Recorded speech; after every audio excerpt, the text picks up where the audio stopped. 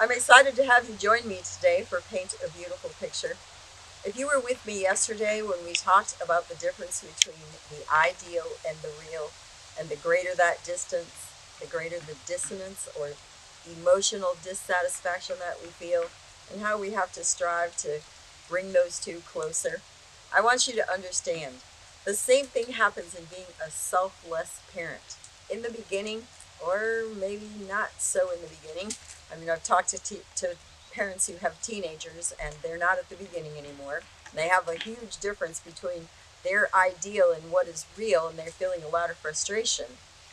What we have to do is find a way to bridge that gap. And one of the best ways to do that is by selflessness. So let me tell you, this does not come naturally in the human condition. It really does not. I'm going to give you a really simple example that probably every single one of us have experienced before. So here's your child, and you told him 1,000 times, put your milk back from the edge of the table, and he puts it right here. And the next thing you know, this full glass of milk is all over creation. And you let your frustration loose.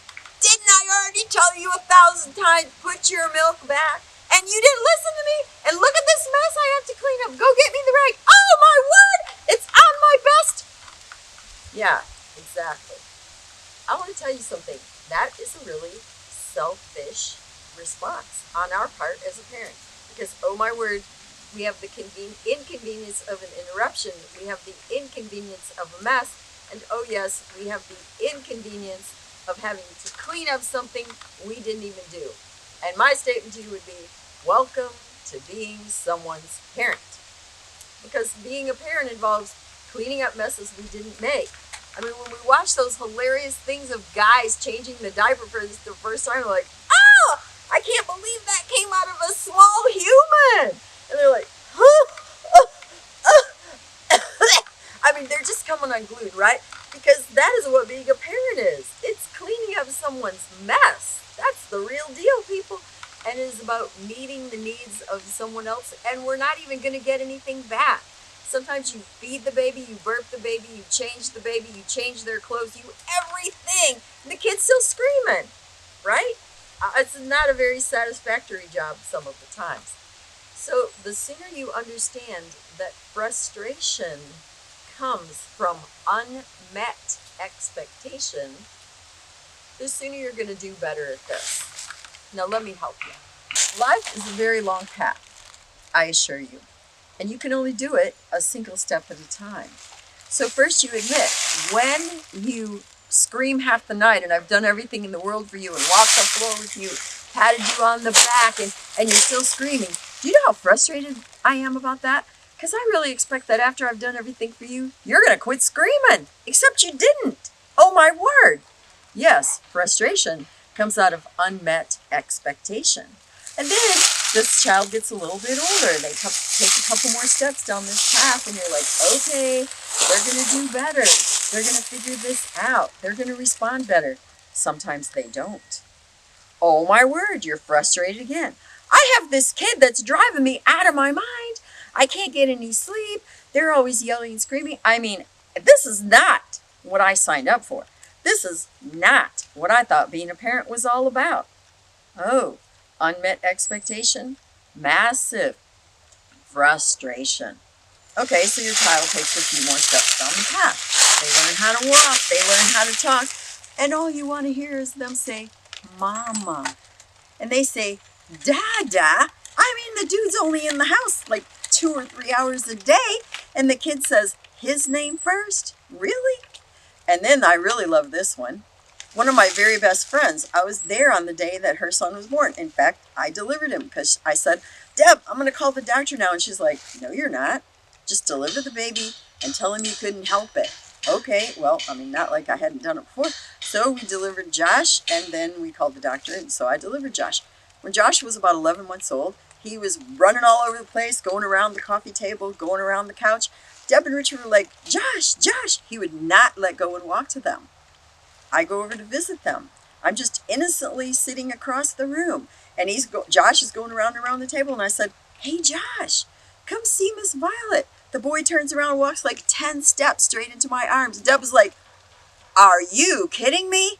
I've been trying to get this kid for like 3 weeks to take a step, and he walks across the room right into your arms. Oh! I mean, she was joking, but not exactly. She always told me, because he's now in his late 20s, you know, Violet, I know I laughed about that day, but I was really upset that Josh walked to you first. You took him in your hands first when he was born in the world and hugged him before you let me have him, and then he takes his very first steps in the world to your arms. That wasn't right. Let's talk about unmet expectation and frustration. They're probably not going to walk the way you think, and they might not even walk to the right person first. All right, so they're going to take a couple more steps down this road, and they're going to be a 2-year-old. You always heard about these terrible 2s, and you have expectations, of course, that it's going to be rough. But nobody told you that it was going to be this rough. Okay? I had a preemie. I told you that. So I have extra care and a lot of things to handle, and this wild, nearly 2-year-old. So what does he do? One day I hear the loudest laughter coming from my kitchen. I knew this wasn't going to be good. And after I get done with the baby, I go in here, and here is my son, stark raving naked, yanked off his pamper with an entire bottle of Crisco oil poured across my kitchen floor. And he's belly sliding and laughing with glee. Yes, I expected the terrible 2s to be terrible. I just didn't expect them to be this terrible. Try cleaning up an entire bottle of Crisco oil off of a linoleum floor. I promise you, this was less than a fun experience. So they go a few more steps down the pathway of life, and you think, okay, they're getting bigger. They're getting more mature. They've learned how to listen to me. They understand the rules of the household. It's going to get a little bit easier. But every single part of life has its own issues and its own frustrations. As a parent who is learning selflessness, so that this is about the well-being of the child, you have to acknowledge every single part of their life is going to have frustration built into it for me. And I need to learn to handle frustration with grace, with patience, and with perspective. So I'm going to give you a great illustration, and maybe you've heard this before. Kids break things. It's not like they're trying. They just don't have well-developed motor skills. And sometimes they drop things. Sometimes they don't understand the mechanics, but they're curious and they're trying to find out, and they break things. Okay, so what if they broke something that was really important to you, and yet it was an accident? Are you going to be like, what were you thinking? Did I tell you don't touch that? How many times have I? Yeah, that's the normal parental response, as we all know. And what you're communicating is, my thing was so much more important to me than you are. Because I'm going to make a really big deal about your clumsiness and your carelessness, or heaven forbid, I have used these words so I know that parents say them, your absolute stupidity because you knew better. That's why those messages we talked about yesterday and this aspect of what it means to nurture something in a child are such a big deal. So how do we nurture what is good and what is right, and help them to start to meet expectations in a realistic way when they are capable of doing that? That's a really good question. I'm glad you asked.